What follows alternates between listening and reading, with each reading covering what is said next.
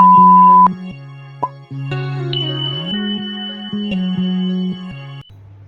Everyone, welcome back to our YouTube channel survival of the fittest. तो frog का जो development है उसके बेसिक्स के बारे में हमने देख लिया था ऑलरेडी पिछले वीडियो के अंदर, जिसके अंदर हमने देखा था कि किस तरह से जो फ्रॉग्स के एग्स होते हैं किस तरह से उसमें फर्टिलाइजेशन होता है। फ्रॉग एक एम्फीबियन है तो इसका जो फर्टिलाइजेशन होगा वो एक्सटर्नल होगा। सबसे पहले ये चीज़ हमें पता है। और एक्सटर्नल फर्टिलाइजेशन मींस उसके अंदर कुछ ना कुछ प्रोटेक्टिव लेयरिंग या प्रोटेक्टिव स्ट्रक्चर प्रेजेंट रहेगी। तो फ्रॉग का जो एग है वो बाहर वाटर के अंदर रिलीज किया जाता है, तो इसका मतलब वाटर के अंदर कुछ ना कुछ जेली लाइक स्ट्रक्चर उसमें प्रेजेंट रहेगी। तो फ्रॉग के जो एग्स हैं उसके बाहरी की जो लेयर है उसके अंदर 3 to 4 लेयरिंग होती है जेली कोट की, और वो जो जेली है वो सिक्रीट की जाती है ओविडक्ट के थ्रू। तो ये चीजें हमने पिछले वीडियो में देख ली थी। उसके बाद एग के अंदर स्पर्म की एंट्री हो चुकी है।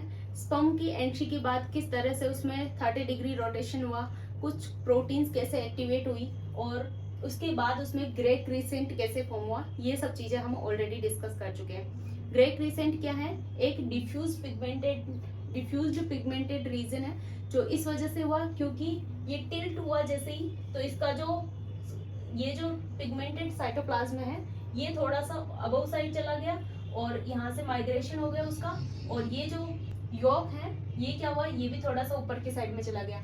तो वो जो मिक्सिंग हुई इसकी यॉक की और पिगमेंटेड साइटोप्लाज्म की, और पिगमेंटेड साइटोप्लाज्म वहां से माइग्रेट करने की वजह से वो जो एरिया है वो थोड़ा सा एक डिफ्यूज्ड पेज के फॉर्म में यहाँ पर प्रेजेंट रह गया, और ये आगे जाके क्या बनाएगा, डोर्सल लिप या फिर dorsal side of the embryo. तो स्पर्म एंट्री जिस साइड से होती है उस साइड को बोला जाता है वेंट्रल साइड, और जहां से इसके जस्ट अपोजिट जो साइड है उसको बोला जाएगा डोर्सल साइड। तो ये डोर्सल साइड है, और एग के जो अबव है ऊपर वाला जो ये वाला रीजन है जहां पर पिगमेंटेड साइटोप्लाज्म प्रेजेंट है उसको बोला जाता है एनिमल पोल, और जो इसका योकी पार्ट है जो जहां पर योग सबसे ज्यादा अमाउंट में प्रेजेंट रहेगा उस वाले पार्ट को बोला जाएगा वेजिटल पोल, उस वाले पोल को बोला जाएगा वेजिटल पोल। तो ये बेसिक कुछ चीजें हमने ऑलरेडी डिस्कस कर ली थी। अब आज हम देखेंगे कि क्लीवेज क्या होता है। बेसिकली क्लीवेज मतलब क्लीवेज के प्लेन्स हमने ऑलरेडी डिस्कस कर लिए हैं कि किस तरह से क्लीवेज फरो फॉर्म होगा और किस तरह से उसमें क्लीवेज मतलब कि सेल का डिवीजन होगा। हमें पता है कि फर्टिलाइजेशन के जस्ट बाद में क्या होता है, रैपिड सेल डिविजन्स होते हैं, और उसकी वजह से सेल क्या होती है, यहाँ पर काफी सारी सेल्स डिवाइड होना स्टार्ट हो जाती हैं, और ये सेल्स आगे जाके क्या करेगी, अलग अलग लेयर फॉर्म करेगी जिसको बोलते हैं जर्मिनल लेयर्स, और ये जर्मिनल लेयर्स आगे जाके पूरे एम्ब्रियो का डेवलपमेंट करेगी, ऑर्गेनाइजेशन करेगी, ऑर्गन्स का फॉर्म करेगी।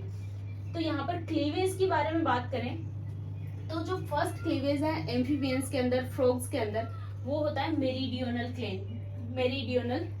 क्लीवेज। ये हम लोगों को ऑलरेडी पता है। मेरीडियोनल क्या होता है, ये वर्टिकली इस तरह से सेंट्रल से डिवाइड करेगा तो उसको बोला जाएगा मेरीडियोनल प्लेन। वैसे तो फ्रॉग के अंदर होलोब्लास्टिक अनइक्वल क्लीवेज हम बोलते हैं, लेकिन जो फर्स्ट एंड सेकंड क्लीवेज है ये होगा होलोब्लास्टिक इक्वल क्लीवेज, बिकॉज ये क्या करेगा, सेल को इक्वली पार्ट में डिवाइड कर रहा है। तो फर्स्ट एंड सेकंड इसमें होलोब्लास्टिक इक्वल होगा, और थर्ड क्लीवेज क्या होगा, इसमें होलोब्लास्टिक अनइक्वल होगा। इस वजह से ओवरऑल इसको होलोब्लास्टिक अनइक्वल नाम दे दिया जाता है।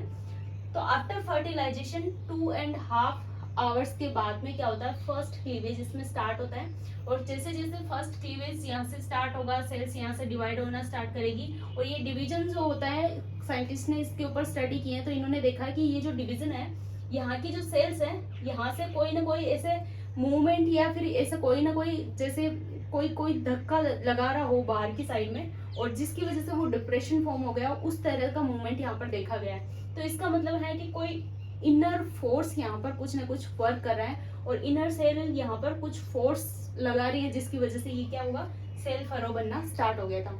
उसके बाद जब ये फर्स्ट डिवीजन पूरा होता है, फर्स्ट डिवीजन में इसमें एनिमल पोल पर जल्दी से क्लीवेज हो जाएगा, जल्दी से डिवीजन हो जाएगा, लेकिन वेजिटल पोल पर क्या है, योग प्रेजेंट है, इसकी वजह से यहाँ पर जो क्लीवेज है वो थोड़ा सा स्लो होगा, और ये क्लीवेज कंप्लीट नहीं होगा उससे पहले ही क्या हो जाएगा, ये सेकंड क्लीवेज स्टार्ट हो जाएगा, और ये स्टार्ट होता है आफ्टर 3.5 आवर्स ऑफ फर्टिलाइजेशन, मतलब कि 1 hours after 1 hours of first cleavage. तो ये जो क्लीवेज होता है ये होता है मेरिडियनल, अगेन मेरिडियनल, लेकिन ये क्या होगा 90 degree to the first division. जैसे यहाँ पर ये जो 90 डिग्री है ये जल्दी से समझ में नहीं आता है, तो इसको हम एक इस तरह से समझते हैं।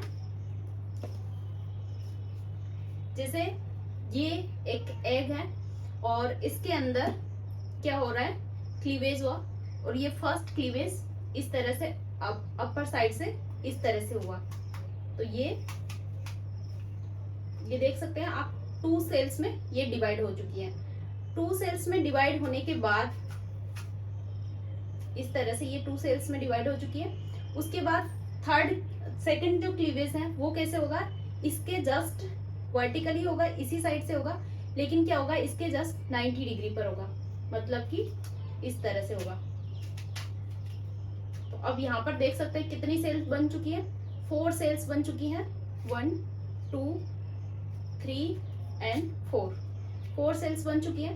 अब थर्ड क्लीवेज को समझने के लिए हम क्या करेंगे, थर्ड क्लीवेज इसी तरह से ये फर्स्ट और सेकंड क्या हुआ वर्टिकली हुआ, लेकिन थर्ड क्लीवेज यहाँ पर क्या हो रहा है लेटिट्यूडिनल और होलोब्लास्टिक अनइक्वल क्लीवेज हो रहा है।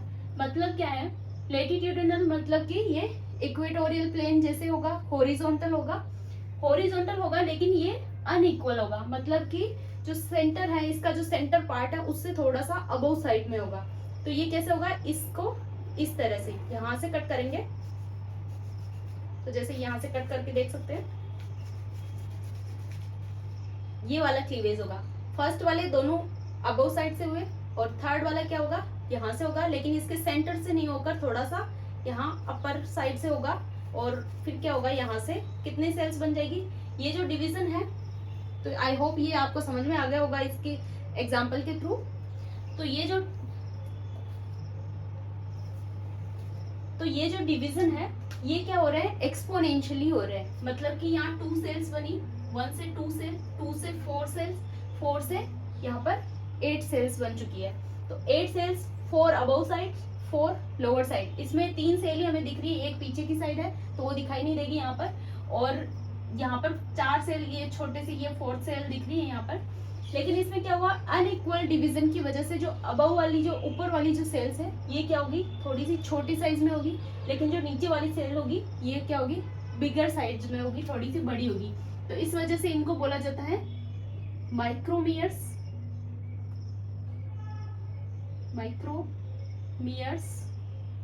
एंड इनको बोला जाता है मेगामियर्स, क्योंकि ये थोड़ी सी लार्ज साइज में होती है और ये थोड़ी सी स्मॉल साइज की होती है, इस वजह से इनको माइक्रोमियर्स एंड मेगामियर्स बोला जाता है। तो ये क्वेश्चन काफी फ्रिक्वेंटली पूछा जाता है कि कौन से क्लीवेज डिवीजन के टाइम माइक्रोमियर एंड मेगामियर्स बनते हैं। तो थर्ड जो क्लीवेज डिवीजन होता है जिसमें 4 यहाँ पर माइक्रोमियर्स बनेगी और 4 मेगामियर्स बनेगी, और जो ये जो सेल्स जितनी भी बन रही है आफ्टर क्लीवेज तो इनको बोला जाता है ब्लास्टोमियर्स। ये जो सेल्स है इनको क्या बोला जाएगा, ब्लास्टोमियर्स।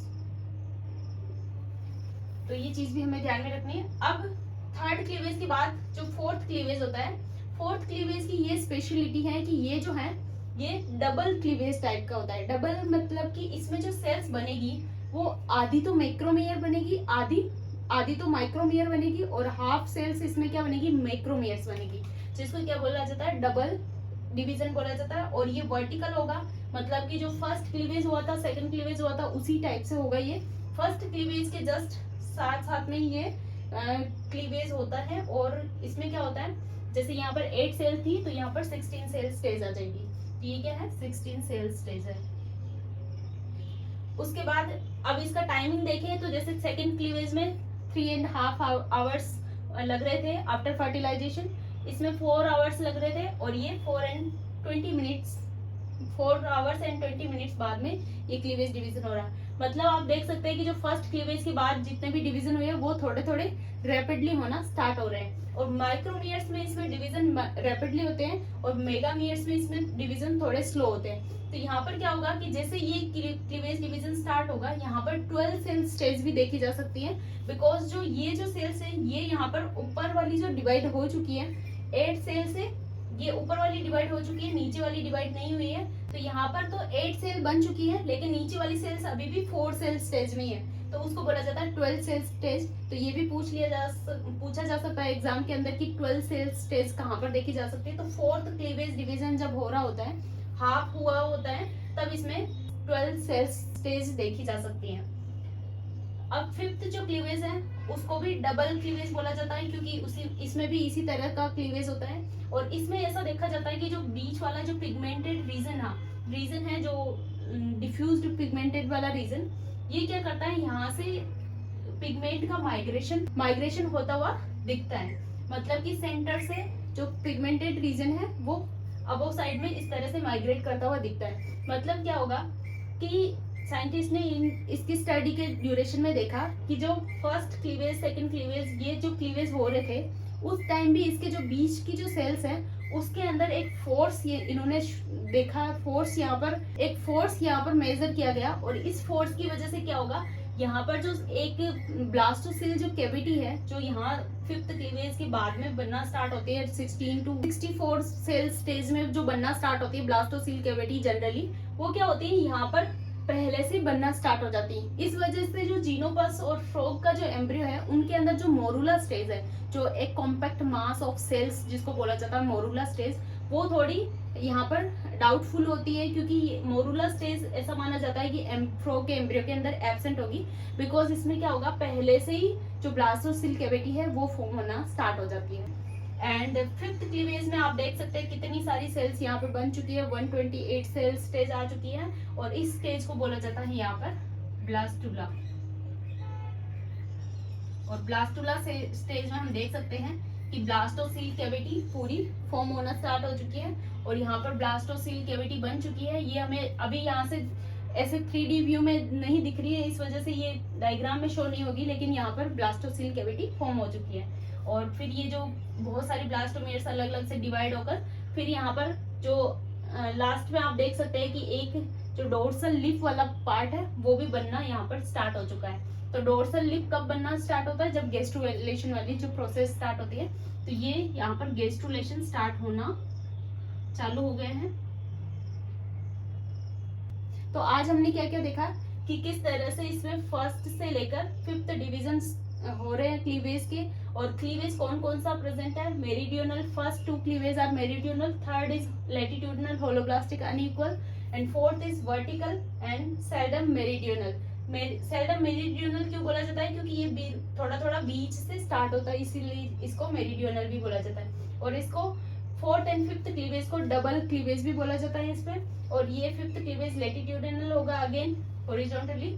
और फिर इसमें ब्लास्टोमियर ब्लास्टुला वाली स्टेज आ जाती है 128 सेल स्टेज के बाद में। और ब्लास्टुला वाली स्टेज में क्या होता है, ब्लास्टोसिल कैविटी का फॉर्मेशन होने लग जाता है। और ब्लास्टोसिल कैविटी बनने के बाद क्या होता है, गैस्ट्रुलेशन वाला प्रोसेस स्टार्ट हो जाता है। मतलब कि इनकी जो सेल्स है, ब्लास्टोसिल कैविटी फॉर्म होने का मतलब क्या है, कैविटी इसलिए फॉर्म हुई है ताकि जो सेल्स हैं उनको माइग्रेट होने के लिए स्पेस मिल जाए। और उस स्पेस में क्या करेगी, सेल्स माइग्रेट करेगी और अलग अलग जर्मिनल लेयर बनाएगी। और उन जर्मिनल लेयर से आगे जाके अलग अलग जो ऑर्गन्स हैं उनका फॉर्मेशन होगा, एक्टोडर्म, मेसोडर्म एंड एंडोडर्म बनेगी। फिर उससे अलग अलग न्यूरोलेशन होगा, नर्वस सिस्टम बनेगा, लंग्स बनेंगे, या फिर गैस्ट्रोइंटेस्टाइनल ट्रैक्ट बनेगी। अलग अलग जो बॉडी ऑर्गन्स हैं उनका फॉर्मेशन होना स्टार्ट हो जाता है। तो गैस्ट्रुलेशन में सेल्स का मूवमेंट किस तरह से होता है ये हम नेक्स्ट वीडियो के अंदर डिस्कस करेंगे, जिसके अंदर हम एपीबोली, एम्बोली, इन्वेजिनेशन, इन्वोल्यूशन, ये सारी चीजें क्या होती हैं इन सब टर्मिनोलॉजी के बारे में डिस्कस करेंगे। तो आई होप ये जो आज की जो इन्फॉर्मेशन है, आज का जो वीडियो है, ये आपके लिए कुछ ना कुछ हेल्पफुल रहा होगा। अगर आपको वीडियो पसंद आया तो वीडियो को लाइक जरूर करें और अपने फ्रेंड्स के साथ भी शेयर करें। तो मिलते हैं नेक्स्ट वीडियो में। Till then take care, bye bye.